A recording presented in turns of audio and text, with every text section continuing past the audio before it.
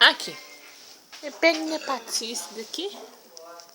Carrie e Jane são um casal jovem começando a vida e com grandes sonhos para sua primeira casa. Nossa! A casa está à venda por $888 mil. Como assim? Isso tudo Desagradável. Posso tornar a casa dos seus sonhos. E temos até tecnologia para mostrar como uma casa pode ser a casa com que sempre sonhava. Eu ri demais do cão chupando cana, gente. Olha lá, ele chupa o caldinho direito. Tá filmando aí pra quê essa porcaria? Né, Roberto? Tá filmando essa porcaria aí pra quê?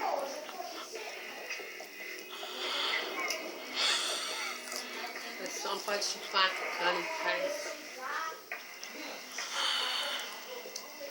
Irmãos à obra. Como casamento para planejar Mano, essa porcaria aí, né, Roberto? Ficamos noivos ano passado Eu adoro essa mulher porque ela toma conta de mim. e ele arrebenta andando no skate.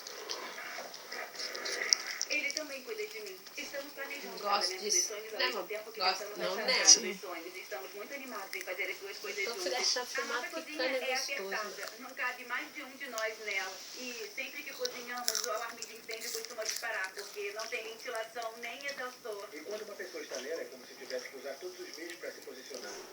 Mas quem gosta de cozinhar quando o outro está no banheiro bem do seu lado? Então, esse é o banheiro. Às vezes, ao cozinhar, surgem cheiros estranhos, meio esquisitos. Para não dizer coisa pior. Ei, gente, focando. Eu adoraria poder dar jantares e convidar as pessoas, mas não temos espaço para isso.